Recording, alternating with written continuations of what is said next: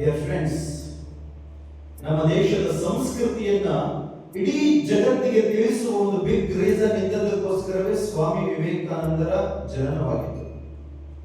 ಲಕ್ಷಾಂತರ ಮಂದಿ ಬಡ ಅನಾಥ ಮಕ್ಕಳನ್ನು ಸಾಕಬೇಕು ಅನ್ನೋ ರೀಸನ್ ಇದ್ದದಕ್ಕೋಸ್ಕರವೇ ಶಿವಕುಮಾರ ಸ್ವಾಮೀಜಿ ಅಂತವರು ಆ ರೀಸನ್ ಇದ್ದದಕ್ಕೋಸ್ಕರವೇ ಅವರು ಹುಟ್ಟಿದ್ದು.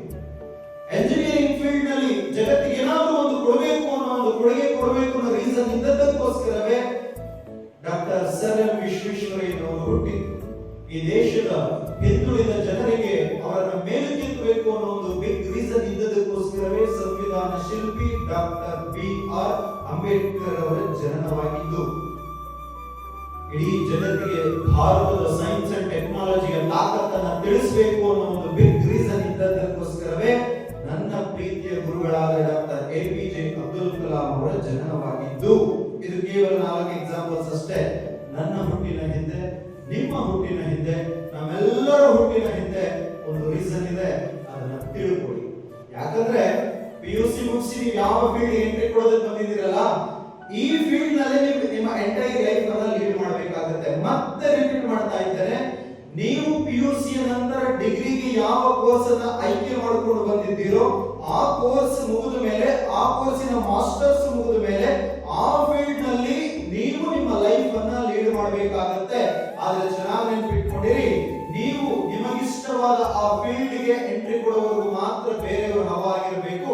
ಯಾವಾಗ ನೀವು ನಿಮಗಿಷ್ಟವಾದ ಫೀಲ್ಡ್ ಗೆ ಎಂಟ್ರಿ ಕೊಡ್ತೀರೋ ಅವತ್ತಿಂದ ಲಕ್ಷಾಂತರ ವರ್ಷಗಳ ಕಳೆದರೂ ಕೂಡ ನಿಮ್ಮದೇ ಹವಾ ಆಗಿರಬೇಕು. ಒಂದು ಫಿಲಂ ಡೈಲಾಗ್ ನನಗೆ ನೆನಪಾಗುತ್ತೆ ಈ ಮಾತನ್ನ ಹೇಳಬೇಕಾದ್ರೆ. ನಿಮ್ಗೂ ಎಲ್ಲ ಯಾರಿಗೆ ತುದಿನಲ್ಲಿದೆ ಇದೆ, ಯಶವಂತ ಕಡೆ ಹೇಳ್ತಾರಲ್ಲ, ನಾನು ಬರೋವರೆಗೂ ಮಾತ್ರ, ನಾನು ಬರೋವರೆಗೂ ಮಾತ್ರ, ನಾನು ಬಂದ್ಮೇಲೆ, ನಾನು ಬರೋವರೆಗೂ ಮಾತ್ರ ಬೇರೆಯವರ ಹವಾ, ನಾನು ಬಂದ ಮೇಲೆ ನನ್ನದೇ ಹವಾ ಅಂತ ಹೇಳಿದ ಡೈಲಾಗ್ ಚೆನ್ನಾಗಿತ್ತು. ಕೇಳಿದೀವಿ, ಖುಷಿ ಪಟ್ಟಿದೀವಿ, ಫ್ರೆಂಡ್ಸ್ಗೂ ಕೂಡ ಹೇಳಿದೀವಿ, ನಗಾಡಿದೀವಿ. ಆದ್ರೆ ನಿಮ್ಮ ಲೈಫ್ ಸಕ್ಸಸ್ಫುಲ್ ಆಗಬೇಕು ಅಂದ್ರೆ ಇದೊಂದು ಡೈಲಾಗ್ ನಿಮ್ಮ ಲೈಫ್ ಅಪ್ಲೈ ಮಾಡ್ಕೊಳ್ಳಿ ಸಾಕು.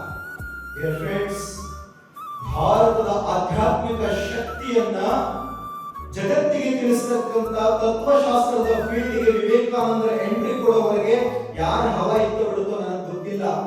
ಯಾವಾಗ ಸ್ವಾಮಿ ವಿವೇಕಾನಂದರು ತತ್ವಶಾಸ್ತ್ರದ ಫೀಲ್ಡ್ಗೆ ಎಂಟ್ರಿ ಕೊಟ್ಟರು ಅವತ್ತಿಂದ ಇವತ್ತಿನವರೆಗೂ ಅವರದೇ ಹವಾ. ಇನ್ನು ಲಕ್ಷಾಂತರ ವರ್ಷಗಳ ಕಳೆದರೂ ಕೂಡ ಅವರದೇ ಹವಾ. ಸರ್ ಎಂ ವಿಶ್ವೇಶ್ವರಯ್ಯ ಅವರು ಎಂಜಿನಿಯರಿಂಗ್ ಫೀಲ್ಡ್ಗೆ ಎಂಟ್ರಿ ಕೊಡುವವರೆಗೆ ಯಾರ ಹವಾ ಇತ್ತು ಬಿಡುತ್ತೋ ನನಗೆ ಗೊತ್ತಿಲ್ಲ.